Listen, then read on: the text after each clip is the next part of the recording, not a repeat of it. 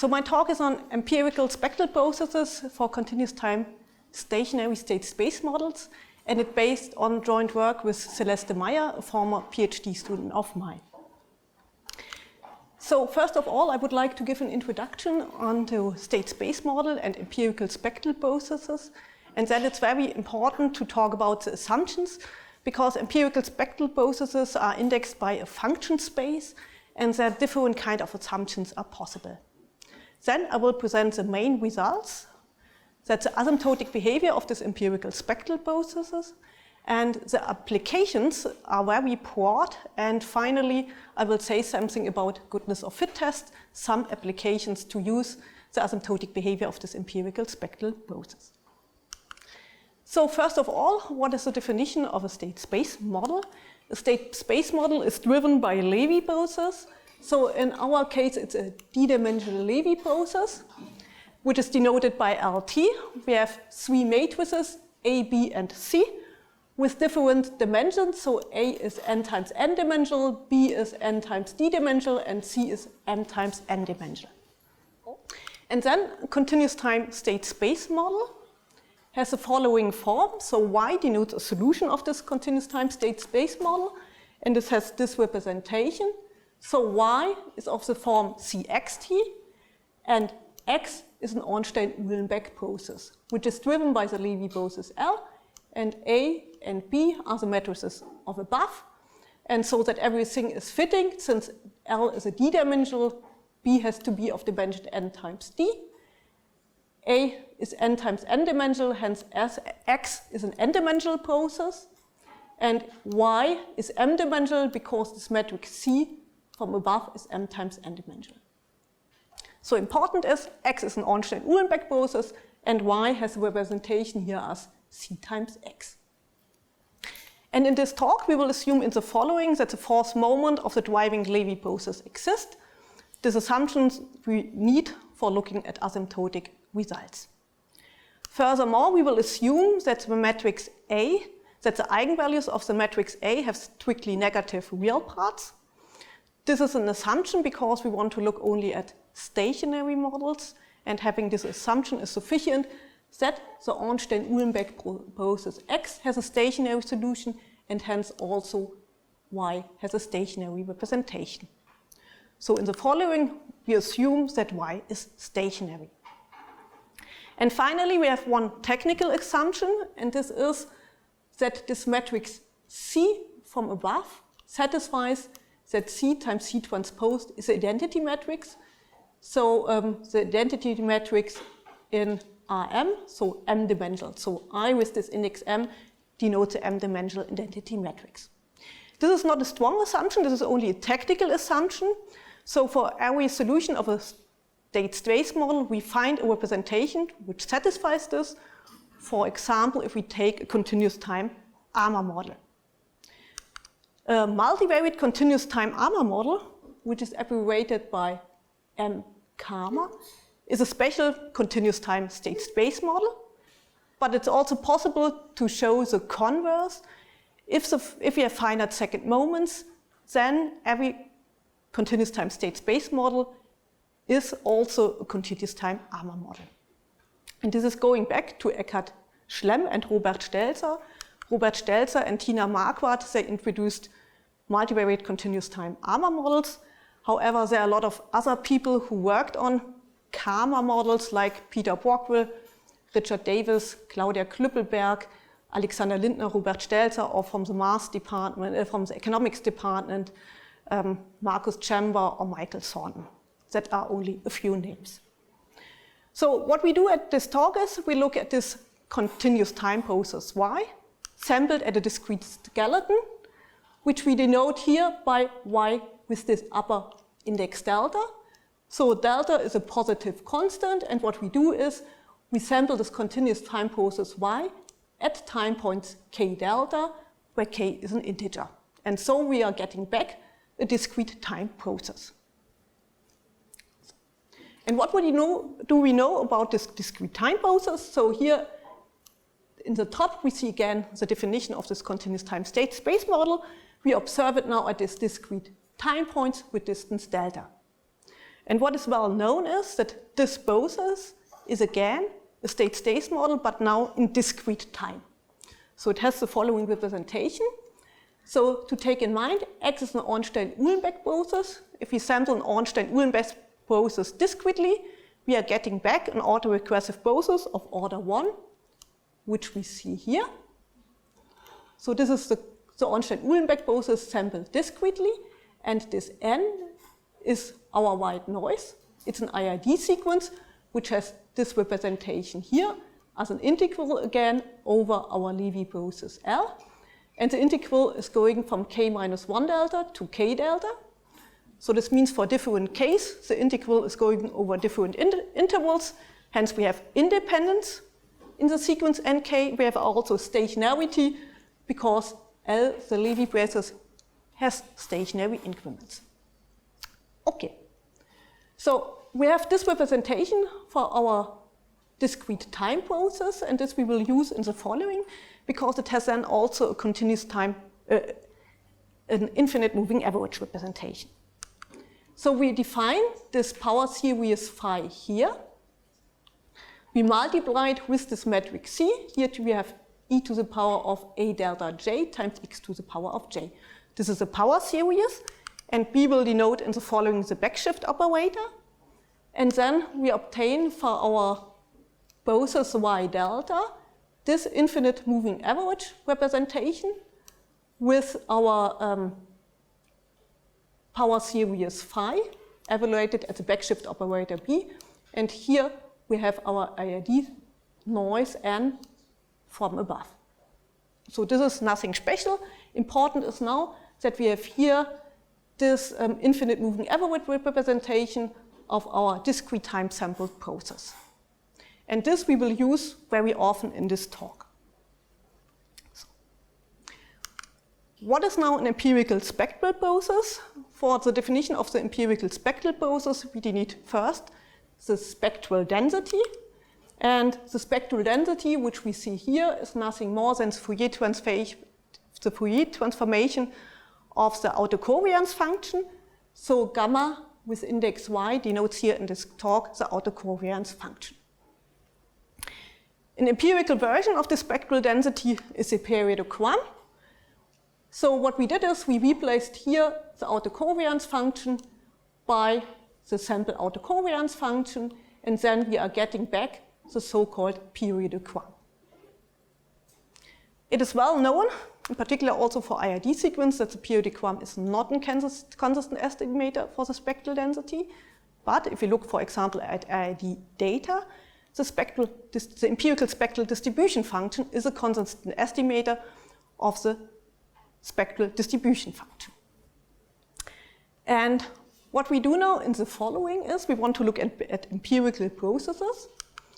And therefore, we define for a 2-pi periodic function g, which is as well in L2, the deviation of the weighted periodogram. We weight it with this function g, and we take here the deviation from the weighted spectral density.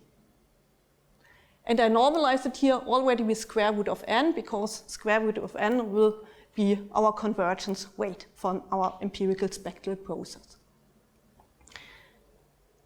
So at the moment, g is only one function, which is 2-pi periodic.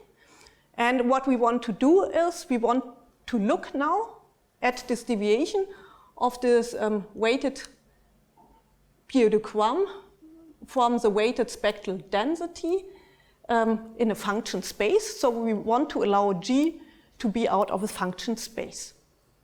And in our case, we call this function space by g with index m. We have here the index m because the function goes here in the space of the complex numbers of dimension m times m, because our continuous time state space model has dimension n. This is reflecting the dimension of our process y. And g has to be as well 2-pi periodic with finite L2 moment. Okay. And what we want to do now is we want to look now at the asymptotic behavior of the empirical spectral process.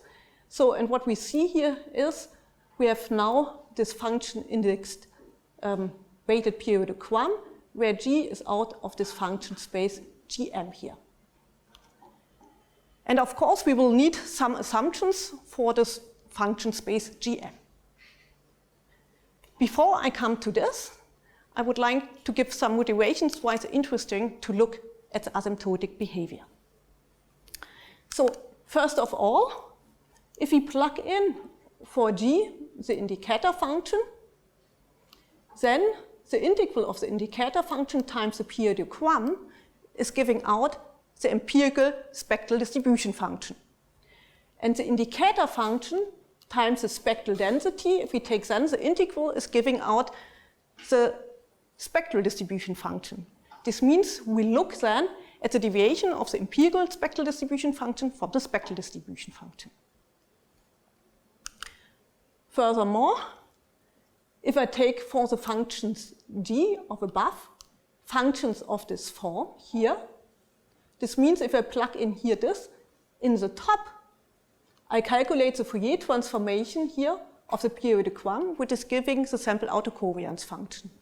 And on the other hand, the integral of this function e to the power eh omega times the spectral density is a Fourier transformation of the spectral density, and hence I'm getting back the autocovariance function.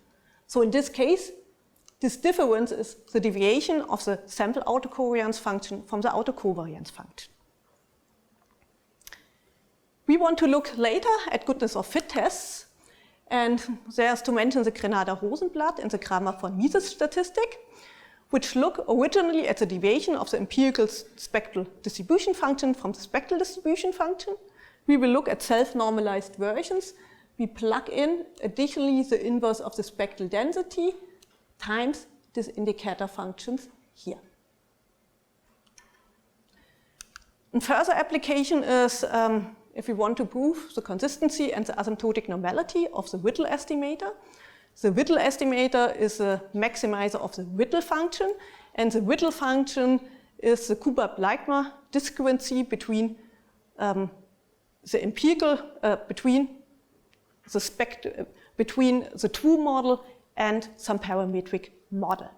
And this Whittle function has also the representation as a weighted periodogram. Today I don't have the time to go to detail to this, but in another work with my PhD student Celeste Meyer, we proved also the asymptotic normality of the Whittle estimator in this model. Okay. In this paper of Rainer Dahlhaus and Wolfgang Polonik, there's also a very nice overview about different applications of empirical spectral processes. And from this paper, we already see that this is nothing new. There exist several papers who investigated the asymptotic behavior of empirical spectral processes. In particular, Rainer Dahlhaus did a lot of work with it. And I think one famous paper is this paper of Rainer Dahlhaus from 1988, where he looked at multivariate time series models, but he had very strong conditions on the time series. He assumed some assumptions on the cumulants, which have in some way be jointly bounded. And in particular, this implied that all moments had to exist and also the exponential moment of the time series. He extended this work with Wolfgang Polonik to locally stationary processes, but there they looked only at univariate processes. In particular, there's also to mention the paper of Thomas and Weiser. I have to admit, I don't know how to pronounce this name. On univariate linear time series models, where they assumed also finite force moments of the noise. Then Genner, Thomas, and Kahn, they looked at also univariate linear time series models, but they assumed that the noise is alpha stable with alpha less than 2. What is in common with all of these papers is that for the function space, they had some entropy conditions. And this is indifferent to this paper of Badet, Ducan, and Léon.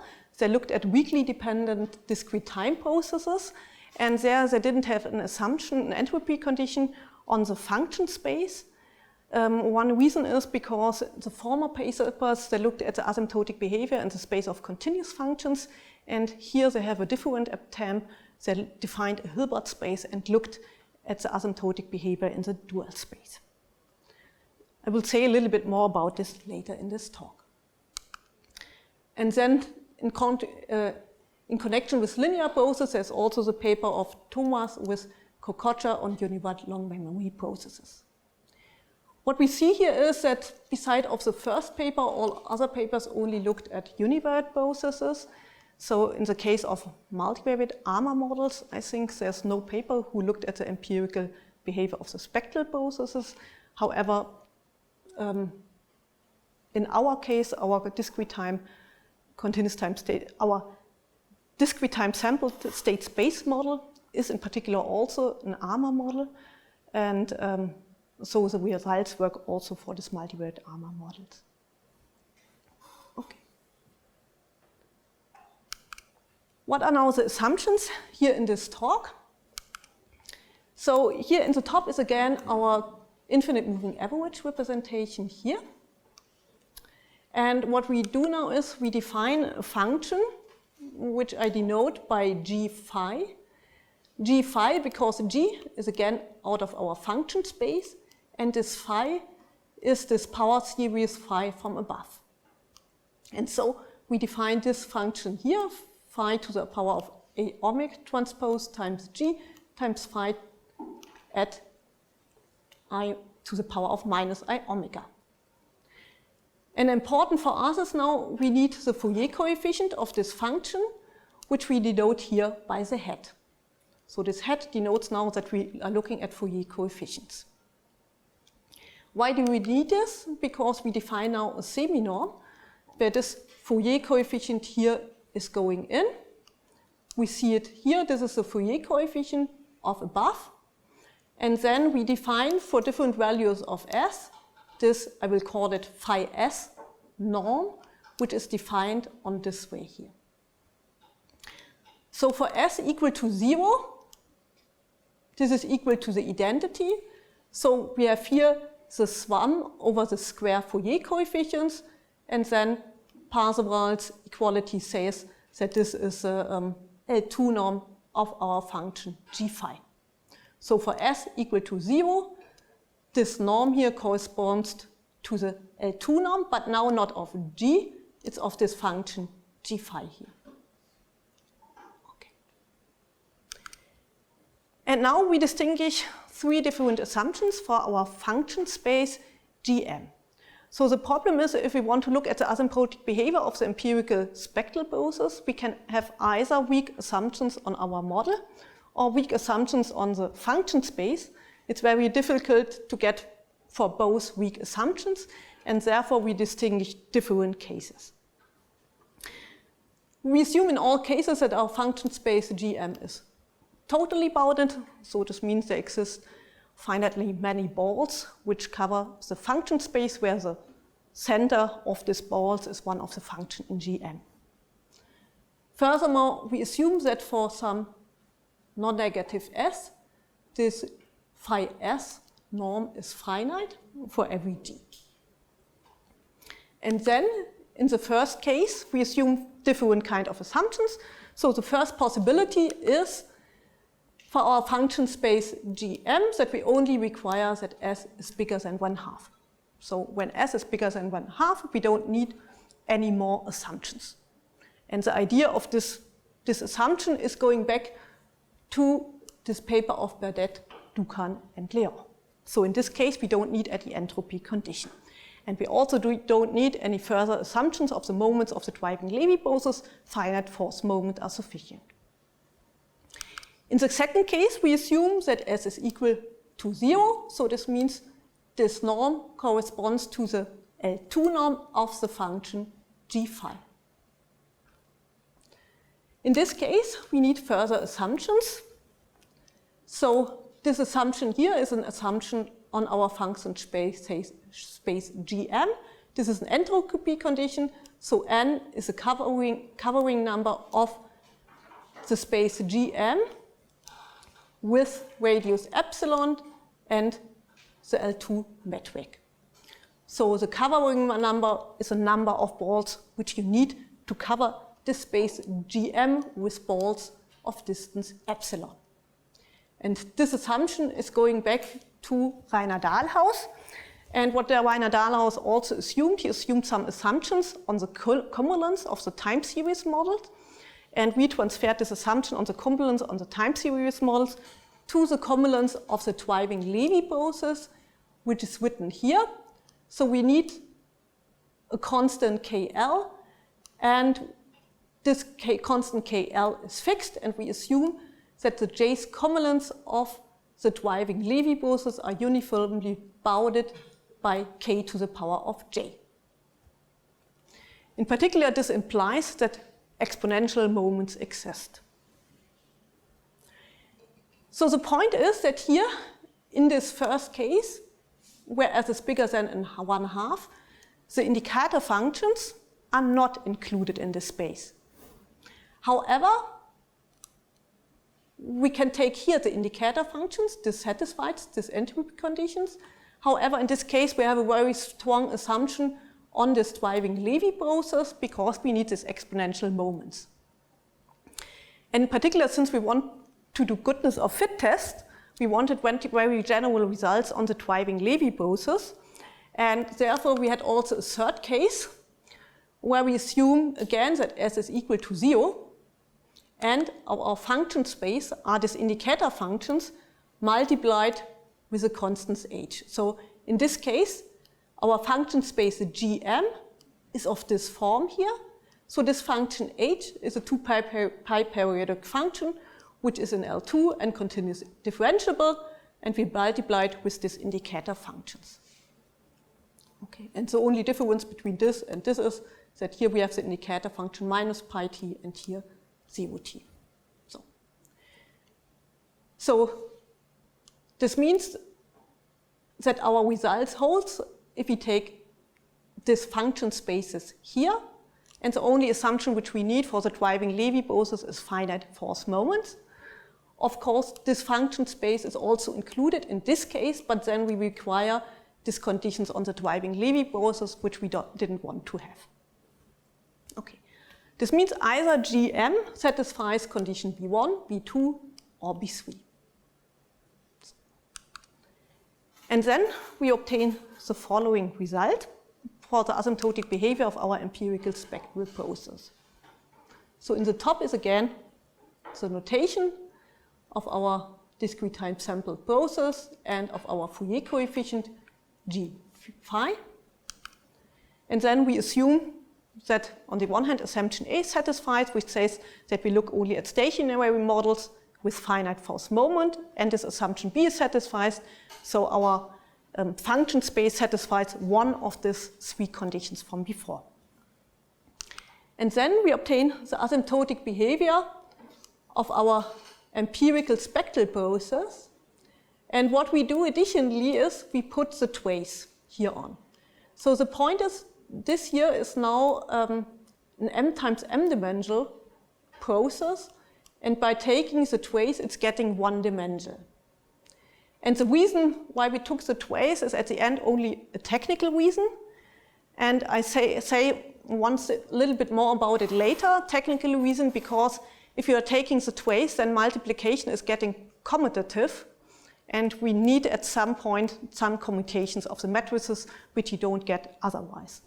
However, for getting statistics, this is completely sufficient. In particular, it's also a kind of Frobenius norm. It reflects a norm because if we look what is here, this is Hermitian. Okay. And we proved here the weak convergence in the space CGMC. And CGMC is a space of uniformly continuous bounded functions. Yes, a space of uniformly continuous bounded functions. So if we go back here, so we obtain here the weak convergence in the space of uniformly continuous bounded functions. And what is now this limit process here? The limit process is a Gaussian process, which has this kind of representation. And first of all, what we see is here, although we plug in here G, the Fourier coefficients G phi from above here are going in this limit distribution. For this reason, I defined this function G phi and its Fourier coefficients. This WH is a Gaussian random matrix of dimension m times m. Similarly, W0 prime is also a Gaussian random matrix, which is independent of WH. However, the sequence WH here is an identically sequence with this covariant structure, and W0 prime has this covariant structure here. So the point is that in this guy here, the fourth order cumulates are going in, which are not going in here. And this has also an influence if we calculate the covariance function of this guy, which is possible. I give only the presentation of the covariance function if the driving Lévy process is a Brownian motion, because this has then a simpler structure.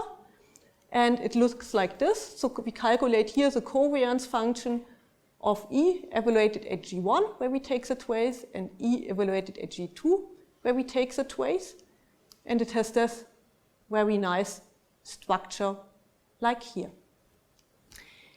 And in particular, I said in the case of goodness of fit test, we plug in here the inverse of the spectral density times the indicator function. And if I plug in here the inverse of the spectral density, we see that will cancel out with the spectral density here. So from this guy, only one indicator function remains. And similar from this guy, also only one indicator function remains. So we have the integral here of two indicator functions. And this results then in a Brownian motion, in the covariance function of a Brownian motion in this case.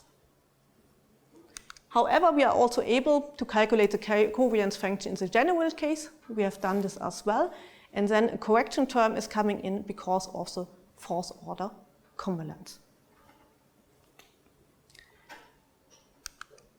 Going back to the idea of Ducan, Badet, and Lyon, we can extend also this condition B1 by allowing here as space all two periodic functions which finite phi s norm, and s has to be larger than 1/2. And in this case, we obtain also the weak convergence, but then we don't have the weak convergence in the space of continuous functions. We take the dual space of this function HMS. And we see we don't need any entropy condition here. What is the basic idea? And then you see why these G phi functions are coming in. Only a short comment. So what we do in the proof is we divide this empirical spectral process in two parts. This is the first part, the main part, and this is the second part. Here, the main part is the empirical spectral process based on this IID sequence n from above, which has this representation here. And what we see is, although we have here the function g, we plug in here the function g phi. So here we see again, this is the function g phi, which is written here. We have again here the deviation of the empirical spectral process, of the weighted periodogram, but now we have here the periodogram of the IID sequence n.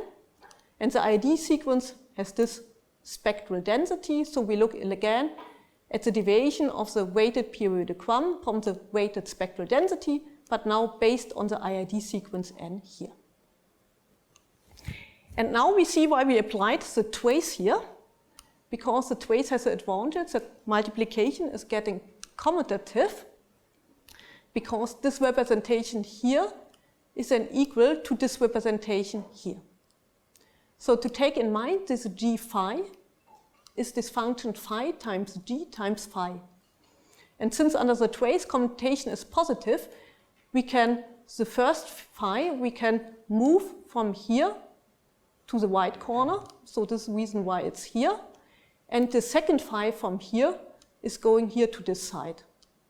Okay. So, and for this reason, we obtain this equality, because here we have the commutation is possible. And this has an advantage that the remaining term here is this guy here. And this is not surprising now. So if we add this to this, we see this guy here is the same with this. So they are cancelling out, and only this guy and this guy are remaining. Here we have our weighted periodogram deviated from the weighted spectral density. This means really that the equality here in the top holds. And now, this guy here is asymptotically neglectable, and this guy here is determining the asymptotic behavior of this guy here. And this is a basic idea of the proof, also that it's very technical to show that this guy is asymptotically neglectable. We can use this now for goodness of fit tests. And the idea in general by the Cramér-von Mises and the Grenander-Rosenblatt statistic is that we want to look at the deviation of the empirical spectral distribution function from the spectral distribution function. So this is the empirical spectral distribution function, and this is the spectral distribution function. And if we look at the deviation, we look at this guy here. And this we can write now with our functional En by plugging in here the indicator function. Okay, because here we have the integral from 0 to t, and this is nothing more than the indicator function if we take the integral from minus pi to pi. Okay. What we do now is we look at self-normalized versions. We multiply this guy here by the inverse of the spectral density. So then this is getting the identity matrix, and here we have the inverse. This had still the representation with our function En, but now we plug in here the inverse of the spectral density and the indicator function. And the reason why we take the self-normalized version is that if the driving Lévy process is a Brownian motion, the limit process is getting independent from the parameters. And if you take this version here, in the limit process, the parameters of the model are going in. Okay. What is now the self-normalized Cramér-von Mises Grenander-Rosenblatt statistic first? So we take here the supremum of the deviation of our self-normalized statistic, which is, as we saw before, this guy here we can write with En, evaluated at the inverse of the spectral density times the indicator function. And we take the supremum. So the idea is we look at the maximal deviation of the normalized empirical spectral density from the spectral density. And we can apply here the former results. So this is converging to this limit distribution here, where we plugged in for En, now E, and we calculated this limit explicitly. This looks like this here. And what we see is this B denotes here a Brownian motion. This W0 star is an m times m dimensional Gaussian random matrix, which depends on the fourth order cumulance, which is 0 in the case when the driving Lévy process is a Brownian motion.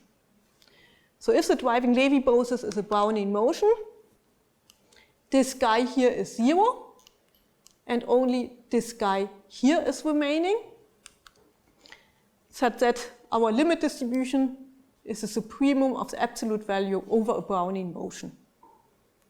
So if the driving Lévy process is a Brownian motion, the limit distribution of the Grenander-Rosenblatt statistic looks like this, and we see it's independent of the model parameters. And the same we can do also for the Cramér-von Mises statistic. The difference is that we take here the integral instead of the supremum. This means we can write it again with our functional En, where we plug in here the inverse of the spectral density times the indicator function, but now taking here the integral, which converts then by continuous mapping theorem to this limit distribution here. And again, we can write down the explicitly form which looks like before. No, now we take here the integral, instead the supremum. And if the driving Lévy process is a Brownian motion, it's the same as before. This guy is 0, and only the integral over the Brownian motion is remaining. So then we obtain this limit distribution here. So the integral over the squared Brownian motion times this factor here. We applied this then also to some data sets to see if this kind of goodness of fit test really works. So for this reason, we simulated a bivariate Cramér 2-1 model with this matrix A, B, and C.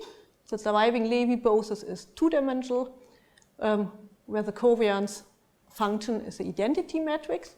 As driving Lévy process, we looked on the one hand at a Brownian motion and on the other hand on a normal inverse Gaussian process.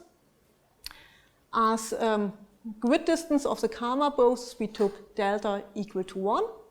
And what we did is, in total, we simulated 5,000 times such a continuous time ARMA model, calculated then on the one hand the self-normalized Cramér-von Mises statistic and the self-normalized Grenander-Rosenblatt statistic, and calculated the empirical quantiles. And this is now the result. Here in the top we see the result for the self-normalized Grenander-Rosenblatt statistic, here of the self-normalized Cramér-von Mises statistic. We did on the one hand simulations for the Brownian motion-driven case and the normal inverse Gaussian case, which we see here respectively here. For the Cramér process, we used difference lengths, which we see here. So here the length of the Cramér process was 50, 100, 200, and so on. What we see here is then the empirical 90% quantile, here in this column the 95% quantile, and so on. And here in this last row we see the limit. So the limit means we calculated from our limit distribution the quantiles. And what we see is that they are more or less also converging to this limit quantiles. However, what we realized is that when n is coming too big, the results are getting worse, too big. So we guess that it depends that in this case, if n is too big, frequencies which are close to pi are very difficult to estimate. Then we did also some hypothesis testing. So our hypothesis was all the time the model of before, and then we simulated different kind of Cramér models in the alternative. And the Cramér models had all in common that the matrices A, B, and C have this structure. They have 7 parameters, theta 1, theta 2, theta 3, 4, 5, 6, and 7. And these 7 parameters have in model M1 this value, in model M2 this value, in model 3 this value, and in model 4 this values. So what we did now is we simulated 5,000 times in Cramér process with this parameter M1, M2, M3, and M4, and tested then the hypothesis that the true model is a model of before. And here we see the results.